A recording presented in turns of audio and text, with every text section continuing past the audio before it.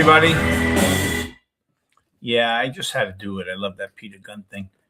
How you doing, everybody? It's a beautiful Thursday. It's cool, but it's winter. So let's look at episode 2, Unscripted Adventure. We're going to talk about dating, Valentine's Day is in a couple of days, and pretty much whatever you feel like talking about if someone comes in here. You know, life in general, and this is why I do the unscripted, is because whatever's on my mind at the time, I just throw it up on StreamYard and within 5 or 10 minutes just go on. I like it that way. I remember wanting to write songs from a different perspective when I was in my band way back in the day in the 80s. So I thought I wasn't going to get drugged out. And I was a big Beatle fan, and I know 15 years previous, under LSD and pot and whatever, they were writing these magical songs. So I said, I was never a big drinker. So I said, let me just get whacked out of my face and have the notepad in my hand so I wouldn't forget why I was doing it. And I remember drinking some Long Island iced teas. They worked, and it didn't help me write any better. But it did show me that you'd have a lot of time to write because you'd be so hungover you couldn't really get out of the chair. So I always tried to put myself in the place where I'd want to think like someone else, wanting to really own the moment, but not as you. Like, look through the living room window and see me doing my usual nonsense, but viewing me outside of me, And I know it sounds odd. If you do that once in a while, you'll be surprised because you try to see yourself as people around you look at you. And then you realize that the portrayal that you're trying to staunchly project doesn't always work.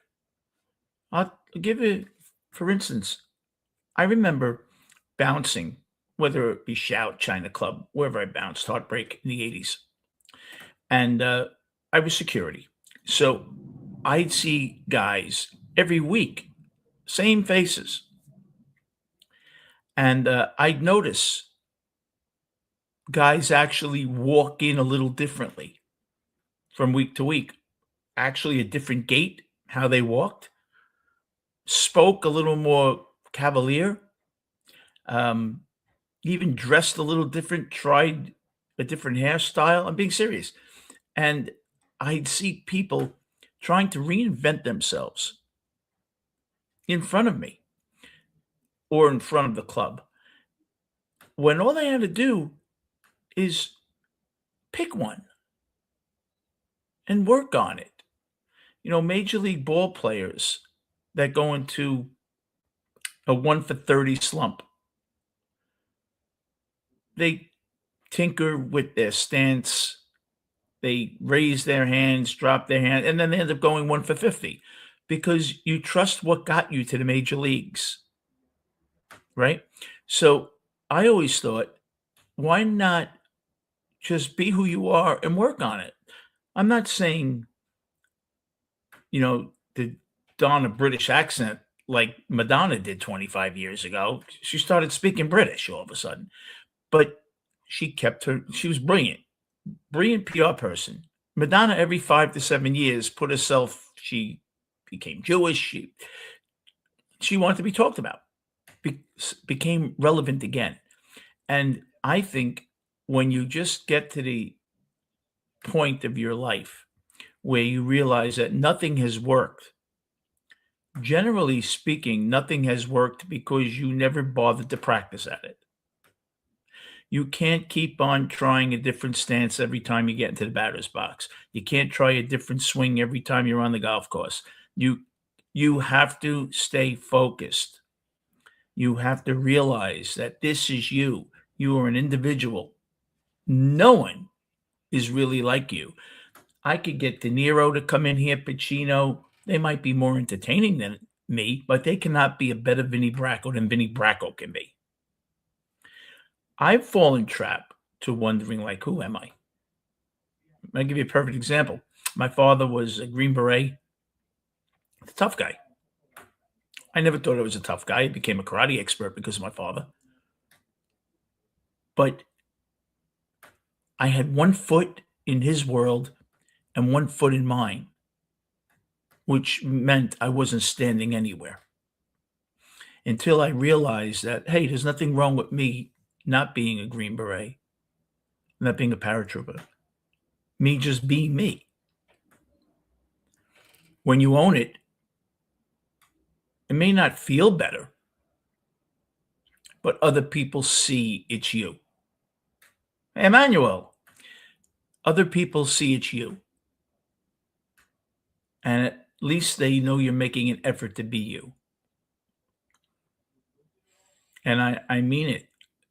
This world today is, well, I don't know for the rest of the world, but America at least, it's a tough nut to crack. It really is.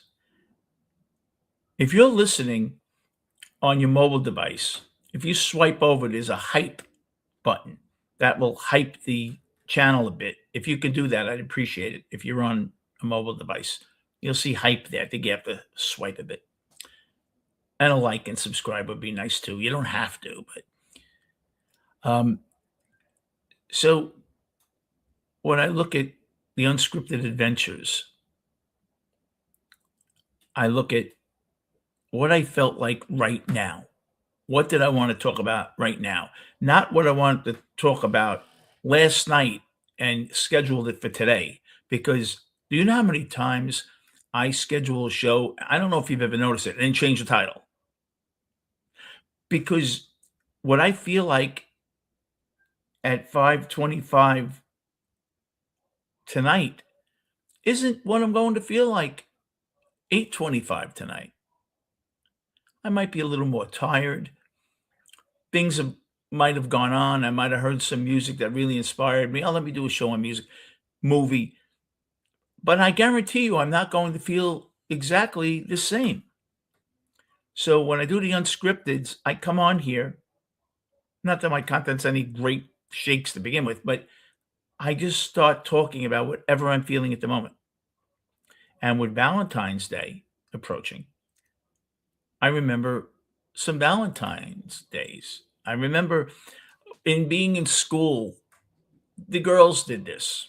Remember, they would get Valentine's Day cards for like 10 or 12 of the 20 boys. Because most of the time, the girls didn't talk to every boy. And they give you a little Valentine's Day card. Remember, they give you a little Christmas card, like leave it on your desk and stuff.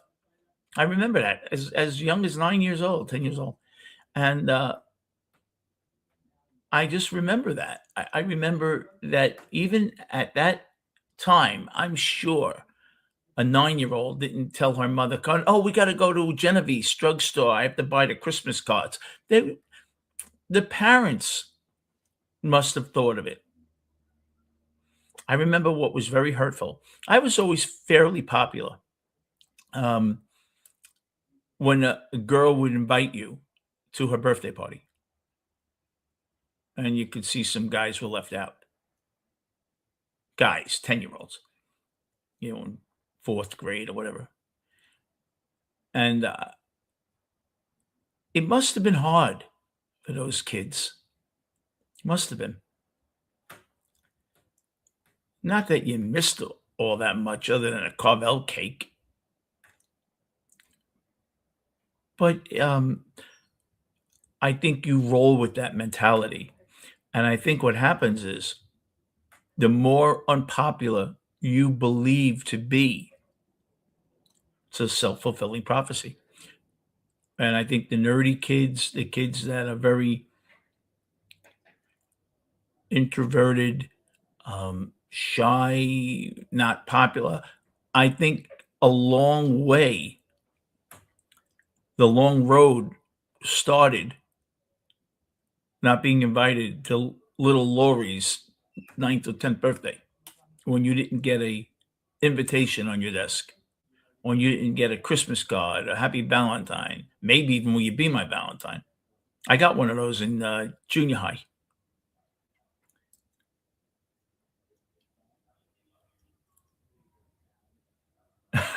Manual, really?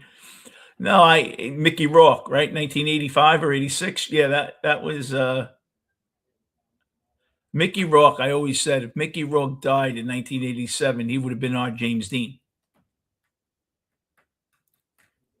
He was so disenchanted with the movie business that he became a boxer and quit for a while. A lot of people were disenchanted with the movie business, and those people know who they are. They don't want to play the game. Can they be a little maybe radical? Yeah, probably, but they do what they want to do. But yeah, Valentine's Day, I remember taking a girl in 19 it might have been 9 to 5. Yeah, Kim Basinger was beautiful. 9 to 5 with, Dabney Coleman, I think, and Dolly Parton. I think I took a girl to see that when I was 19 or 18, whatever. But there weren't rom-coms. We didn't call them that. I still don't call them that. But there weren't rom-coms, remember? They didn't call them that back then. You know, that started with Jennifer Aniston and Julia Roberts. That's when the rom-com thing started in the 90s. Hugh Grant, all those people.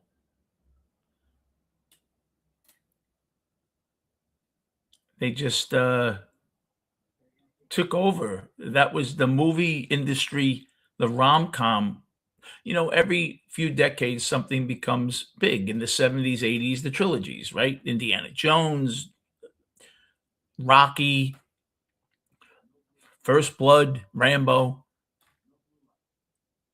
And then something else takes over, and the scientific movies, uh, all of that stuff. The Back to the Futures in the mid '80s before rom-coms, which they were kind of rom-coms, but they were rom-coms where it wasn't based on two people. The coming of age movies they called them, where you had the whole brat pack, but two of them hooked up in the movie, but there were five of them all around each other, like, hey, like happy little idiots. That was in the '80s. You know, Back to the Future, Pretty in Pink, About Last Night, a great movie, Too Low for Zero with Robert Downey Jr. Great movie, and Andrew McCarthy. James Spader was in that. James Spader always played a prick. He was never a nice guy. He was a little older than them, 2, 3 years older than them, and that's a lot when you're 24 and 21, or 21 and 18, 17. That's a big difference. Um, he had a good way about being pricky. Yeah, Kim Basinger was good looking. I remember when she was with Alec Baldwin. Even Alec Baldwin, remember his first movie? I think it was Beetlejuice, or at least one of them. He was very nerdy looking. And then from there, he went to a cameo in the movie Glengarry Glen Ross, where he was really powerful in that 5-minute cameo. He was good. Good actor, Alec Baldwin. But, you know, I think that we look at all this and we just think, are we on the wrong planet? Like, I look at everything around me now, and I feel like, remember the Twilight Zone movie where these astronauts landed on a planet? Everyone seemed to be a mannequin, although they looked very real. And there was one caretaker, and it was like the Earth's museum. And he poisons these three astronauts and he puts them in a spaceship, and it's the exhibit, Men from Space or something. And they're all like this. Well, I feel sometimes that I was sleeping in the middle of the night. They came and got me, made a few mile radius on their planet that I could habitat and not think I'm anywhere, but I'm not on this planet. That's how I think I am sometimes. I feel that way. Like I don't recognize anything anymore. And I'm not that old, I'm not 90. It's just that the world has changed so much.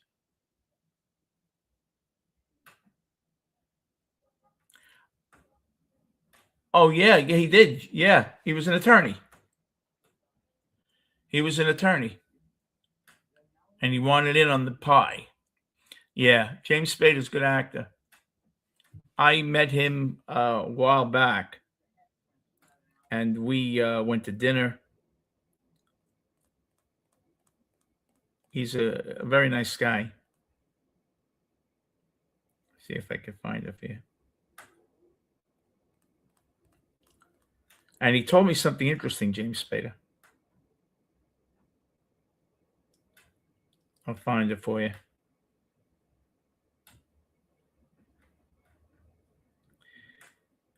We were talking about OCD and all that,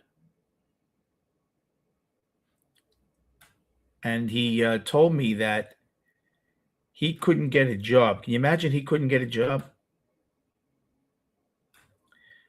And I said, "What do you mean you couldn't get a job?" He said he had a reputation of being very tough to work with, and that's because he was OCD. I said, "I don't get it." He said coming off Boston Legal, he couldn't get a job because he'd be in the commissary. He'd make everybody turn around with their trays. He couldn't see it. It would drive him crazy. Yeah, this is me and James Spader. And he said, so what he did was he went on Oprah and DeGeneres and all that, and he spoke about mental illness and spoke about OCD and all that, and said, go get help. He would make them, they couldn't Sharpie out stuff. They had to shred the whole script. He was just really like that.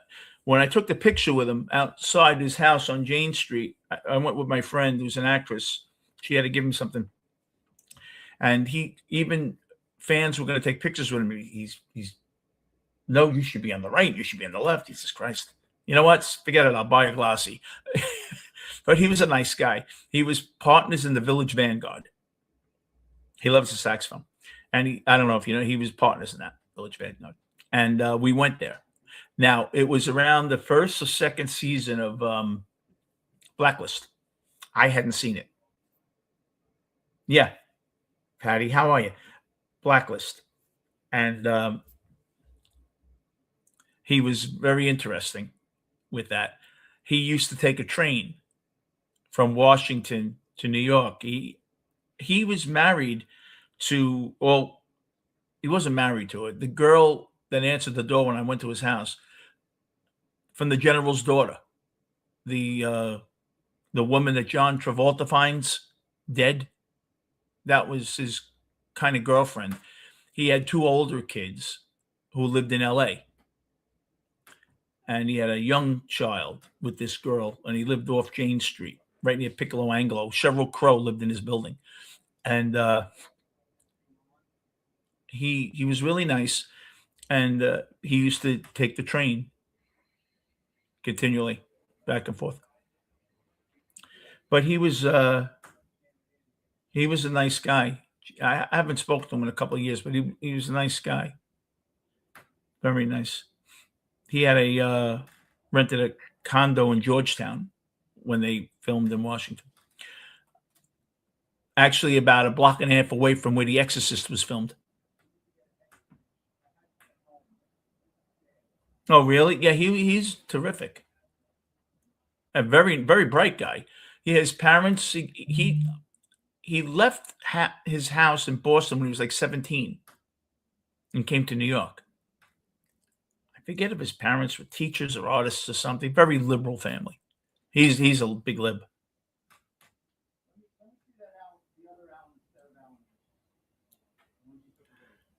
Hey, don't have the glasses on. Curvel? Curva? Let me put the glasses on. Enough trying to look cool. I need the glasses. Curva, really? Wow. Thank you. It's good to see you. You the name wasn't Curva back then, was it? But, thank you for coming in. It's nice to see you. Yeah, that was, interesting.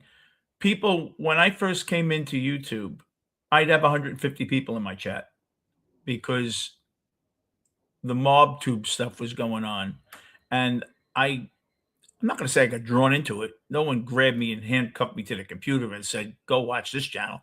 But I just got when I started my channel, that's what I got involved in. It seemed like everybody came through that mob tube, and I just didn't want it. Hey, Tommy, I didn't wanna be involved with the mob tube stuff. I don't know, I didn't wanna have to throw red meat out to get people to watch, and, it just wasn't worth it to me. You know, I'll tell you this much, which half the time on MobTube, I would have guys call me and say, "You want me to beat you up a little tonight? And then you could beat me up, and then we'll go back and forth, and for a week or 2, it's good for views?" I said, "No. No, thanks." A lot of that was staged. A lot of it was, believe me. Not all of it. Not all of it. I believe there are people that hate each other now, but back then, a lot of it was staged. It goes too far. That's what happens. Oh, okay. I used to work in the UK. In fact, I showed people this was my ID, at the Gloucester Sporting Club in Gloucester. It was on Victoria Road, I think, the sporting club. I used to, take people, customers. I worked for Bear Stearns, and, right near Piccadilly, I worked.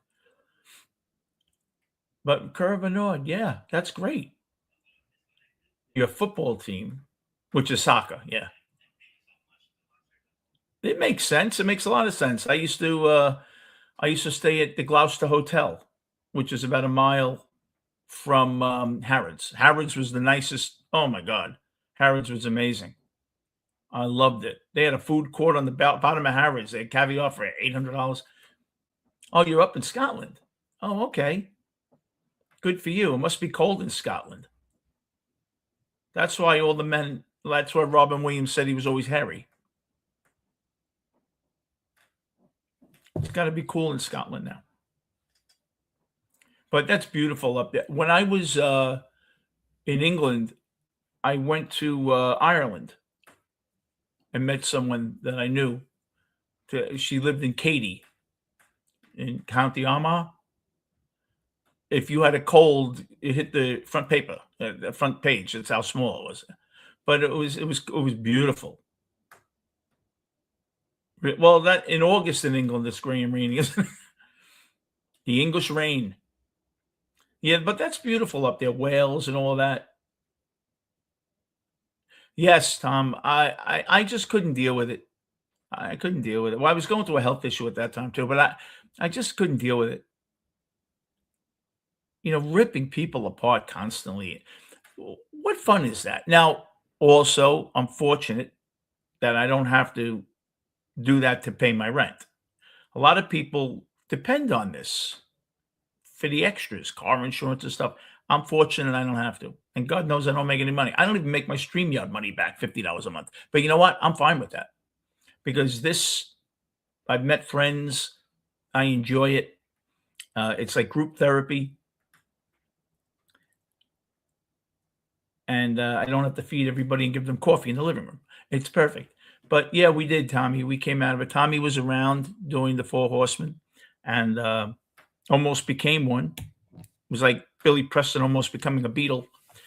Um, I remember. And then we all went our ways. And people would always, I still get emails to this day, at least 3 or 4 emails asking, will we ever get back? I swear to you. And I said, that's like graduating high school and wanting to go back. Tommy probably still has, Lavecchia probably has the still in his library if you want to go watch him. But no, I met good friends. I met Joey Bay Eighth, Tom, good guy. I met a lot of guys. I met Tommy, I think, through that channel. Um, Joe Shinebox, a lot of people. But and I learned a lot. Now I will tell you this much.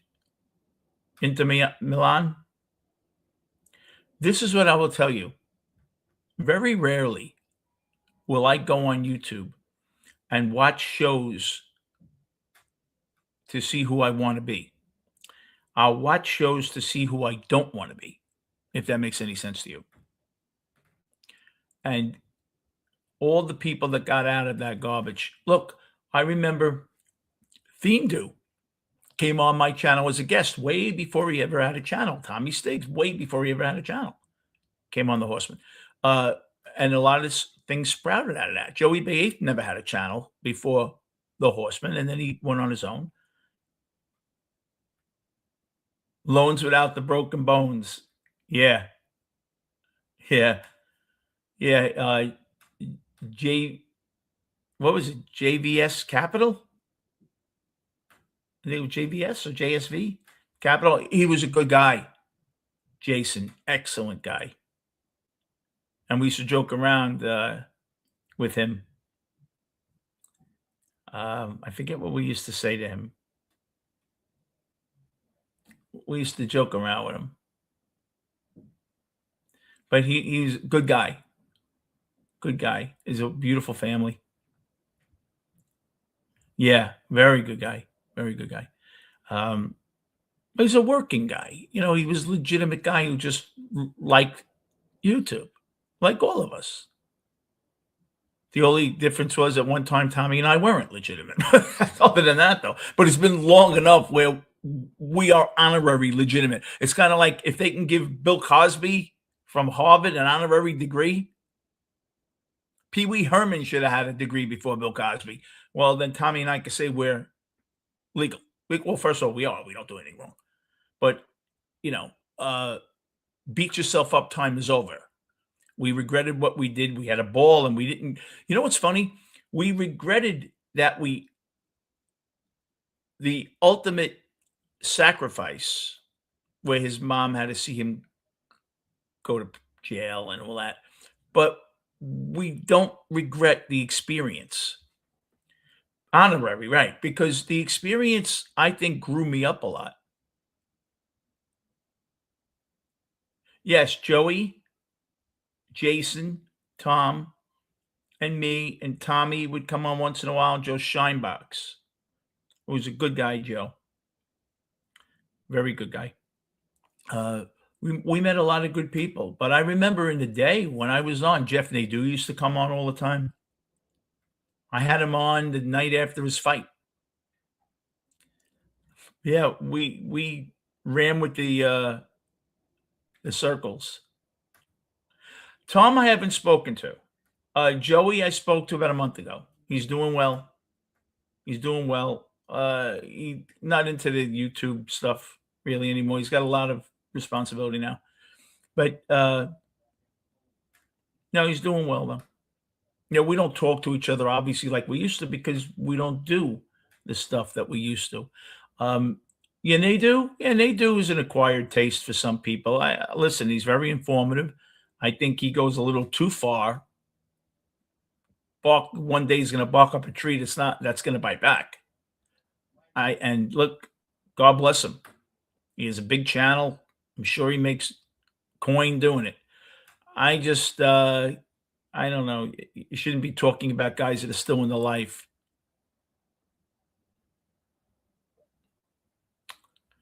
I'm just not into that. But anyway, so you see, Unscripted worked. We talked about a bunch of stuff. So yes, you can't talk about current guys. You could talk about it if it was in the Post today, front page, but you shouldn't be the one sprouting it. And I heard he's fighting now with that Dominic Sicali. Let me tell you something. I know someone who knew Dominic Sicali back in the day. Dominic Sicali was a real guy. He's a tough guy, legitimately. I don't, for views, you know what? Some people will do stuff for views. that I just could never fathom doing. It's just not me. It doesn't make me better than anybody. It's just not me. I don't feel comfortable with it, but, I heard that he was talking about, Sakali answered him and said, "Yeah, I'm going to, divulge people about the Genovese family, something." Let me tell you something. Guy was a captain, active in the streets. I'm sure he knows a lot of things about the believe me, I'm sure he does.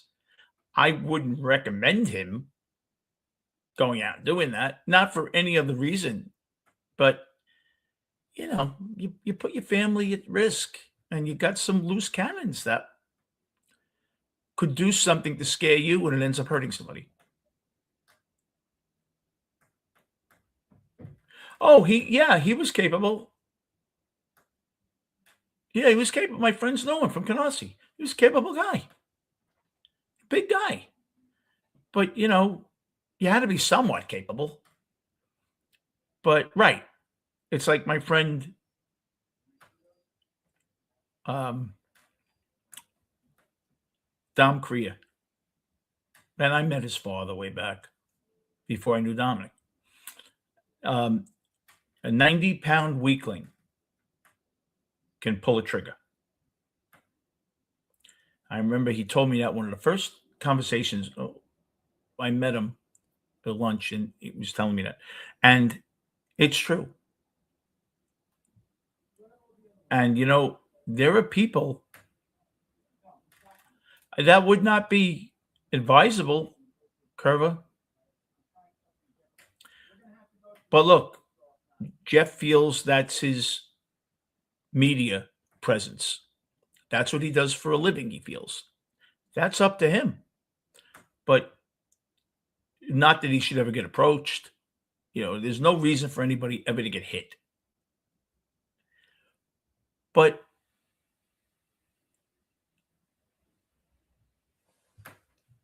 that's just the way it is. That's just the way it is. It's a scary thing. Really scary thing.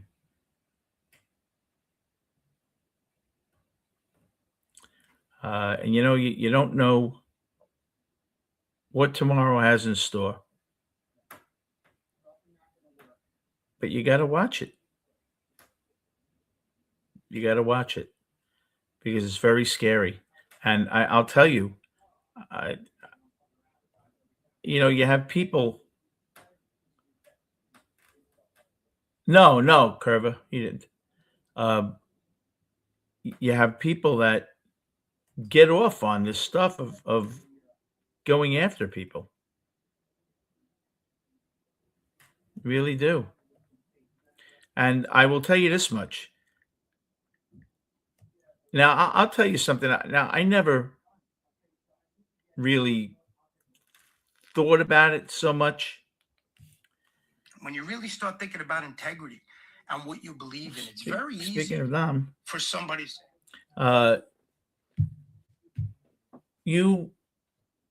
I'll give you a perfect example, and I never got involved in it. People that used to go after Angel Gotti, right? Would it be far-fetched that John Gotti helped someone out of a big jam or helped a guy's father out of a big jam and hears this and says, out of respect to John Gotti, I'm going to take care of this? Right?